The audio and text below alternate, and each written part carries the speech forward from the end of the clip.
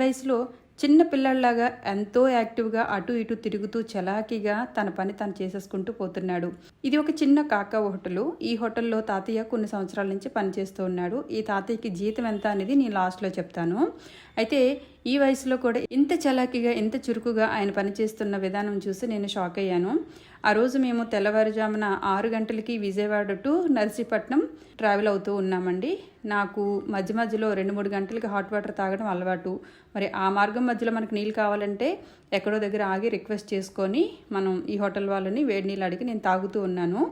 నేను తాగుతూ అంతా అబ్జర్వ్ చేస్తూ ఉన్నాను. చక్కచక్కగా అటు ఇటు తిరుగుతూ ఈ తాత ఎంత యాక్టివ్గా పని చేసుకుంటున్నాడు. ఆ పూరీలు చూడండి ఎంత బాగా రుద్దుతూ మళ్ళీ అవి నూనెలో వేసి చక్కగా పూరీలని చక్కగా పొంగేటట్టు చేస్తున్నారు. అది చూసి నేను ఆగలేక నేను కూడా ట్రై చేశాను, కానీ తాత అంతలాగా నేను కాల్చలేకపోయాను. ఎవరి పని వాళ్ళు చేస్తే బాగుంటుందని మళ్ళీ తాతయ్యకి ఇచ్చేసాను. మళ్ళీ ఉల్లిపాయలు అవి కూడా ఎంత నీట్గా కట్ చేస్తున్నాడు చూడండి, పూరీ కర్రీకి అనుకుంటాను. సో తాత ఇక్కడ పనిచేసే విధానం చూసి నేను నిజంగా ఇంప్రెస్ అయ్యాను. చాలామంది చిన్నపిల్లల్ని వేసుకొని రోడ్లపైన భిక్షాటన చేస్తూ ఉన్నారు చాలామంది లేడీస్. దయచేసి మీరు ఎవరు కూడా భిక్షాటన చేసే వాళ్ళని అస్సలు ఎంకరేజ్ చేయకండి. పని చేసుకోవాలి అని అనుకున్న వారికి ప్రతి ఒక్కరికి కూడా పని అనేది దొరుకుతుంది. ఎవరు మాకు పని ఇవ్వటం లేదని అంటారు. ఇదంతా బద్దకస్తులు చెప్పే మాటలండి. దయచేసి వయసులో ఉన్న వాళ్ళనైతే అస్సలు ఎంకరేజ్ చేయకండి. పనికి వెళితే డబ్బులు చక్కగా వస్తాయి. లేదంటే కనీసం 3 పూటలు తిండి పెట్టైనా ఎవరైనా పని ఇస్తారు. ఏ కాస్త పని చేసినా కూడా వాళ్ళకి అన్నం పెట్టండి. లేదంటే కాస్త డబ్బులు ఇచ్చేనా ఎంకరేజ్ చేయండి. పని లేకుండా మన దగ్గరికి వచ్చి డబ్బులు అడిగితే మాత్రం నో మొహమాటం అండి.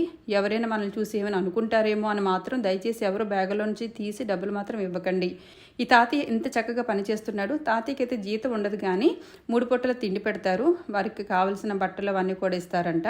సో అది కూడా సరిపోతుంది కదా. బయట ఎక్కడో రెంట్కి అద్దుకుండే బదులు, భోజనానికి ఇబ్బంది పడే బదులు ఇలా ఆయనకి వయసు ఉన్నంత వరకు కూడా పని చేసుకుంటే మనం ఎంత పని చేసినా చివరికి కడుపుకి అన్నం, కట్టుకోవడానికి బట్టలు, ఉండడానికి గృహం, ఇవి లేకుండా మనం ఉండలేం. ఈ పని చేసుకుంటే ఇవన్నీ తాతయ్యకి వస్తున్నాయి. సో ఇలా ఎంకరేజ్ చేయడంలో తప్పులేదు. తాతయ్యకి అయితే జీతం ఎవరు, ఎవరైనా వచ్చి టిప్పులు గట్టా ఇస్తే అవి తాతయ్య తీసుకుంటారంట.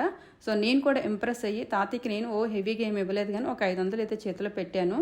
తాత పనితనాన్ని చూసి నేను కూడా చాలా ఇంప్రెస్ అయ్యి కాస్త ఎంకరేజ్ చేస్తే బాగుంటుంది కదా. ఆయన పని చేయబట్టే కదా ఎవరైనా వచ్చి డబ్బులు ఇవ్వాలనుకుంటారు. సో పని చేసినందుకు గాను ఆయనకి నేను కొంచెం డబ్బులు ఇచ్చి ఎంకరేజ్ చేశాను. ఈ వీడియో ఎందుకు పెడుతున్నాను అంటే చాలామందికి ఇన్స్పైర్ అయ్యి ఉండాలి కాబట్టి. ఈ వయసులో ఇంత దాదాపు వయసు కూడా అడిగానండి, 70+ అని చెప్పారు. 70 ఇయర్స్లో కూడా ఈయన ఇంత చలాకీగా పనిచేస్తున్నప్పుడు మనం భిక్షాటన చేసేవాళ్ళు 35, 40, 50 ఏళ్ళు వయసు కలిగిన వాళ్ళు చిన్నపిల్లల్ని వేసుకొని లేకపోతే ఒంటరిగా వచ్చి చేతులు కట్లు కట్టుకొని మాకు భిక్షాటన చేయండి, డబ్బులు ఇవ్వండి, మమ్మల్ని ఎంకరేజ్ చేయండి అంటారు కదా. అస్సలు మొహమాటమే పడుకున్నా ₹1 కూడా ఇవ్వకుండా వాళ్ళ వైపు కూడా కనీసం కన్నెత్తి కూడా చూడకండి. ఇంకా చాలామంది ఇవ్వటం ఇంకా మానటం లేదు. ఇంకా దీన్ని బాగా మనం ప్రచారంలోకి తీసుకొని రావాలి. భిక్షాటన చేసే వాళ్ళని అసలు ఎంకరేజ్ చేయకండి. ఇప్పుడు లేబర్ కాస్ట్ చాలా పెరిగిపోతుంది.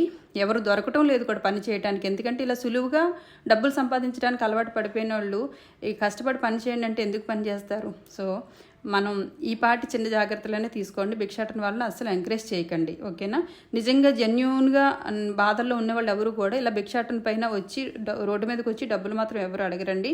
ఇదంతా ఒక పెద్ద బిజినెస్ కాబట్టి ఆ బిజినెస్ చేసే వాళ్ళని మనం ఎంకరేజ్ చేయొద్దు అన్నదే అని చెప్పడానికి మాత్రమే నేను ఈ వీడియో మీకు ప్రజెంటేషన్ చేస్తున్నాను. దయచేసి ఇది మీకు నచ్చితే తప్పకుండా మీరు ఫాలో అవ్వండి, ఓకేనా.